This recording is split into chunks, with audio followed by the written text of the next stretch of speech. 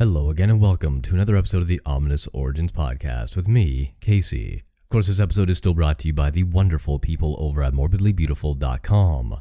Morbidly Beautiful is your one-stop shop for all things horror content related, from interviews, reviews, top 10 lists, and everything in between.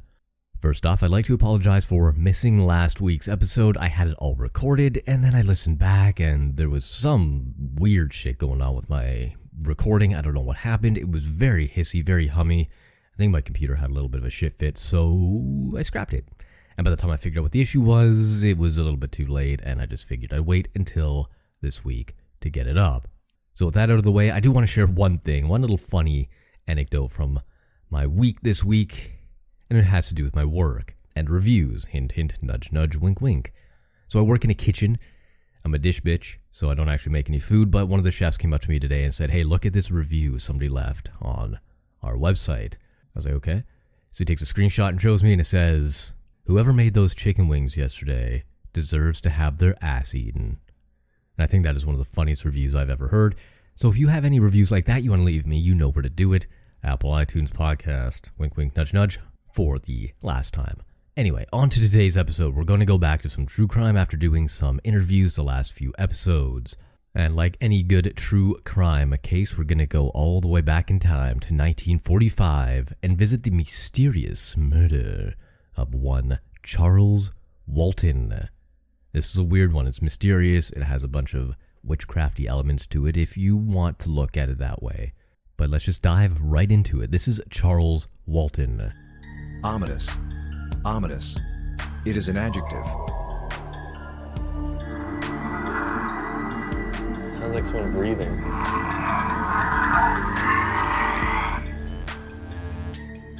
Ominous.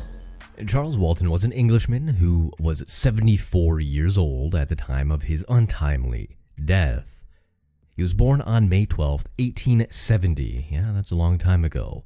To Charles and Emma Walton. He was an agricultural worker, and he lived in Lower Quinton all his life, which is a countryside in England. He was a widower who shared a small cottage in Lower Quinton with his 33-year-old niece, Edith Elizabeth Walton, whom he adopted 30 years previous upon the death of her mother. Now, it is believed, if you go by some reports, that Walton was described as somewhat of a loner and earned a reputation as a trainer of horses in his youth. Some believe that he did not socialize with his neighbors, but that he wasn't generally disliked. He was just kind of a keep-to-yourself kind of guy, which I totally get. I've lived in the same apartment building for 6 years now, give or take, and I couldn't tell you my neighbor's name. Not a clue. I don't know anybody in this building. So I get where he's coming from with that. Walton did walk with a stick because he had arthritic joints. Another thing I can kind of get behind. However, he did find casual farm work whenever he could, and for the previous 9 months, he had been working for a local farmer named Alfred Potter, whose farm was known as the Firs. Cool name. Do people still name farms? I wonder. Interesting. I know I see some every once in a while driving through the countryside here in Canada, but I think those are like businesses, like legit like horseback riding camps or shit like that. I don't think anybody just names their farms anymore. I could be wrong. Anybody with a farm, let me know. Now, Edith, his niece, had lived with Charles since she was 3 years old and was basically a father for her, even though her actual father was still alive. Walton had lived in the same place since World War I, and his wife had died on December 9th, 1927. And that's basically all the backstory you need to know about old Charles here. Now, the day of the murder in question happened to be on February 14th, yes, Valentine's Day, in 1945. It's reported that Walton was working that day and he had left home with a pitchfork and a slash hook, which is kind of what you see, I guess, arborists use to trim bushes. It's kind of crescent moon shaped, but not quite a C, and it's kind of serrated on one side, sharp on the other. It's just a big ol' handy hacking knife. Edith, his niece, stated that Walton had left his purse at home on February 14th as well. He was also witnessed to have passed through the churchyard between 9 a.m. and 9:30 a.m. On this particular day, he was slashing hedges in a field known as Hill Ground on the slopes of Meon Hill, hence the slash hook. Also on that day, Edith was working as a printer's assembler at the Royal Society of Arts, which had relocated to Lower Quinton during the war. Walton was expected to be home by around 4 p.m. Edith returned home around 6 and found that Walton was not home. Now, due to his reported nature of being kind of a loner, there was no real hope that he was out on the town or at a local pub or even visiting a friend because he probably didn't have any. So naturally, Edith went to her neighbor, an agricultural worker by the name of Harry Beasley, who lived just down the street from them. Together they made their way to the Firs to alert Alfred Potter. Potter claimed to have seen Charles last earlier that day, slashing hedges in the hill ground as he was supposed to be doing. The three of them set out in that direction where Charles was last seen, and they eventually found his body. Now, the scene in question was gruesome if you go by the accounts. The reports of the people on site said happened. They'd said that the murderer had beaten Walton over the head with his own stick and cut his neck open with the slash hook. Finally, they had driven the prongs of the pitchfork into either side of his neck, pinning him to the ground like something out of a fucking horror movie. The handle of the pitchfork had been wedged under a cross member of the hedge, and the slash hook had been buried deep into his neck. Naturally, Edith was overcome with grief and began to scream really, really loud. Beasley tried to pacify her and usher her away from the scene so she couldn't see who was basically her father. Hacked to bits. Ugh. It's not a sight anybody wants to see. However, it was at that moment that Harry Peachy was walking along the other side of the hedge. Very coincidental timing, if you ask me. Potter did call to him, directed his attention to the body, and told Peachy to go alert the police. Good call. It was up to Potter to guard the body while the police arrived. Beasley took Edith back down the hill, and the first policeman on the scene was PC Michael James Lomancy, who arrived at around 7:05 p.m., roughly an hour or so after they found the body. Members of the Stratford-upon-Avon CID arrived later in the evening, while Professor James M. Webster of the West Midlands Forensic Laboratory arrived at 11:30 p.m. The body was eventually removed at 1:30 a.m. So what happens after you find a body in a field? Well, even back in 1945, you started an investigation, and that started around 11 p.m. on February 14th, Valentine's Day, with Detective Inspector Tomes taking a statement from Alfred Potter. He eventually took over the case as well. Potter stated that he had been at the farm for about 5 years and he had known Walton that entire time. He had employed Walton casually for the last 9 months and said that Walton had worked on the farm when weather permitted. Walton had been trimming the hedges for the past few months and Hillground was his last field that needed to be done. Potter stated that he had been at the College Arms with Joseph Stanley, a farmer of the White Cross Farm, yet another name, until noon that day. He had gone straight across to a small field adjoining Hillground and saw Walton working about 500 or 600 yards away. He said that he noticed Walton had about 6 to 10 yards of hedge left to cut. When he found the body later that day, about 4 additional yards of the hedge had been cut, which would have been about half an hour's work. So in other words, he saw this man approximately 30 minutes before he was brutally murdered. Not suspicious at all. Potter stated that he knew that it was Walton's habit to stop for lunch around 11 a.m. and that he would continuously work until about 4. He described Walton as an inoffensive type of man, but one who would speak his mind if necessary. The decision to request assistance from the Metropolitan Police, or the Scotland Yard, whatever you want to call it, was made at an early stage. The Deputy Chief Constable of Warwickshire sent a message on 15th of February which stated, quote, "The Chief Constable has asked me to get the assistance of Scotland Yard to assist in a brutal case of murder that took place yesterday. The deceased is a man named Charles Walton, age 75, and he was killed with an instrument known as a slash hook. The murder was either committed by a madman or one of the Italian prisoners who are in camp nearby. The assistance of an Italian interpreter would be necessary, I think. Dr. Webster states deceased was killed between 1 and 2 p.m. yesterday. A metal watch is missing from the body. It is being circulated." End quote. The details of the watch were given. It was a gent's plain metal pocket watch with a snap case at the back, white enamel face, with Edgar Jones Stafford on Avon thereon. Second-hand English numerals valid at 25/- about 10 years ago. I don't really know what that means. I assume that's the price or the value. 25 pence is my guess on that. I don't know. Anyway, there's a couple of interesting points there. Which, remember, this is right around the ending of World War II. It's just about to end anyway, if I have my history correct. So having Italian prisoners makes sense. They were part of that whole shit stick that went on way back when. And to call them out is, I guess, appropriate, if not a little bit racist feeling to me. I don't really know. But that was what they thought happened way back when. Now, on February 16th, Chief Inspector Robert Fabian and his partner, Detective Sergeant Albert Webb, arrived to assist in the investigation. Later that day, Detective Sergeant Saunders of Special Branch, who was fluent in Italian, also arrived. Alfred Potter quickly became under suspicion, naturally, and P.C. Lomancy, the local policeman who knew Alfred and his wife, Lillian, was asked to stay close to them to see what they might unwittingly uncover or reveal. You never know what people might say when they're in the company of friends, right? Maybe a little confession here or there. I think that's called the Mr. Big technique nowadays, and it's kind of frowned upon, but still used, I think. If you're not sure what that is where there's an undercover cop who goes, it's almost like entrapment, but it's not, because they're not asking them to do anything illegal. They're just pretty much saying, have you done anything illegal? I want to know because I might want to hire you for this job.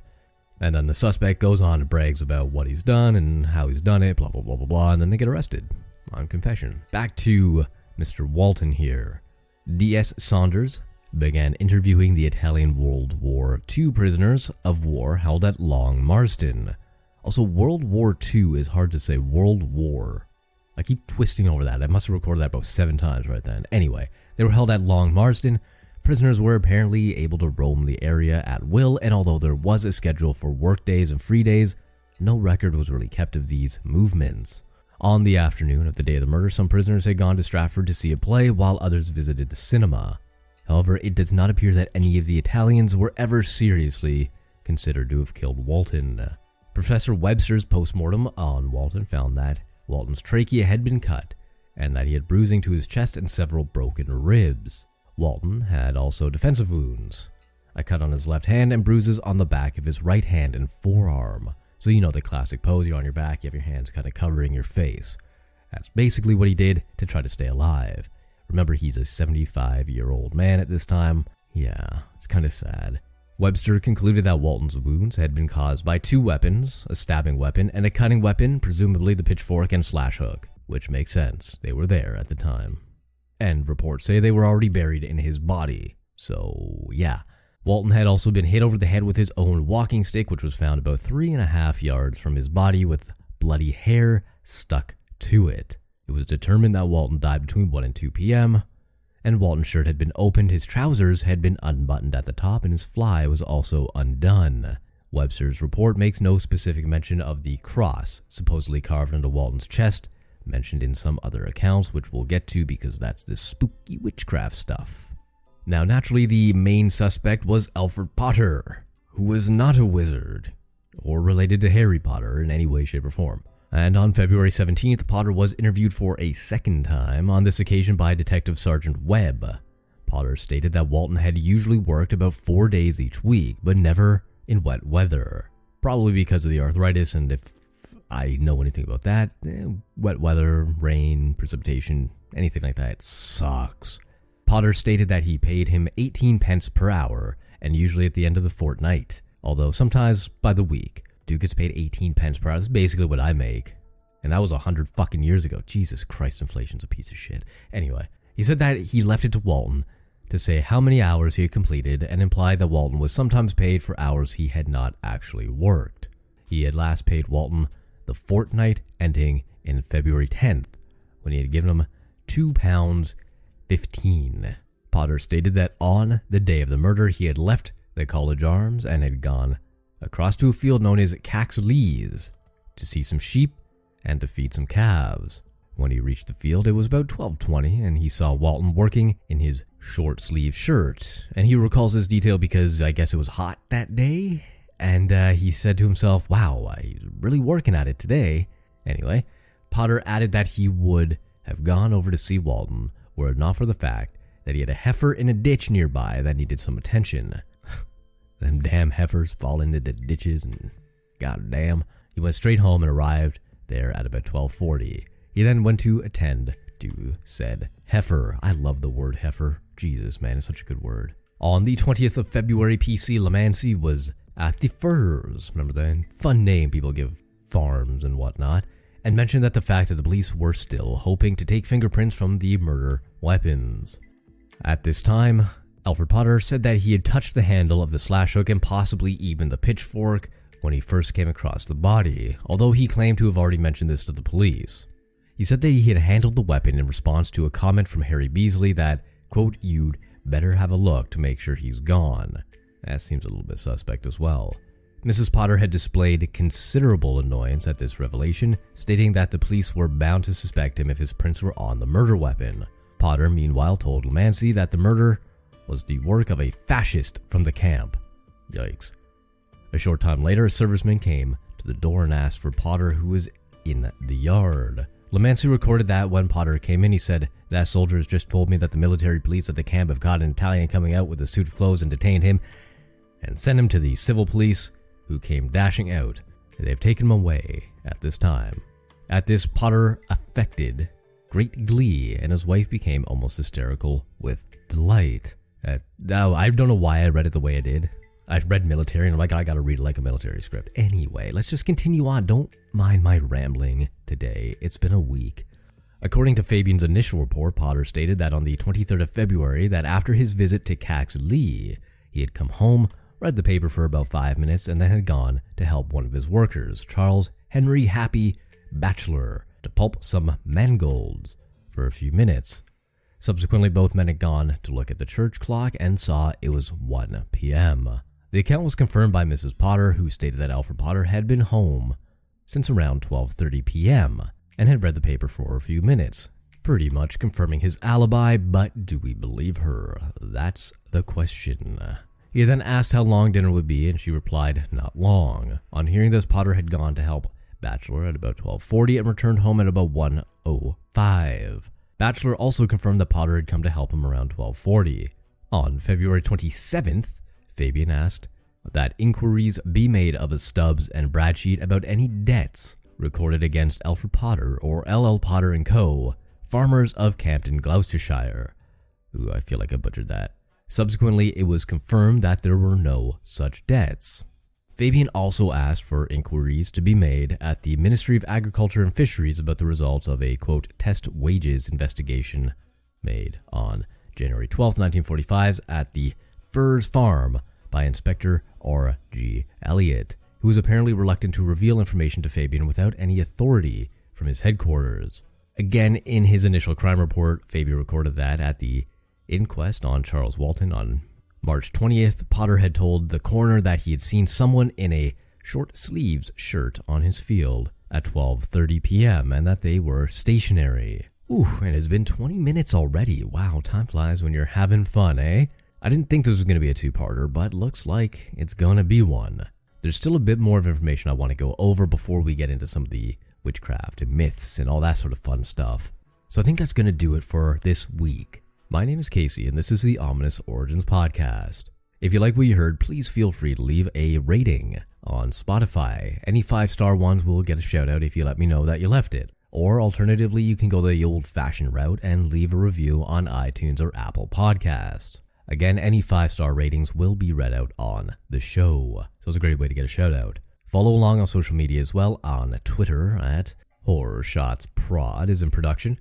On Instagram at Ominous Origins Pod, or even on Facebook. Yes, still on that old thing at Horror Shots. So, until next week when we wrap up what we can about Charles Walton.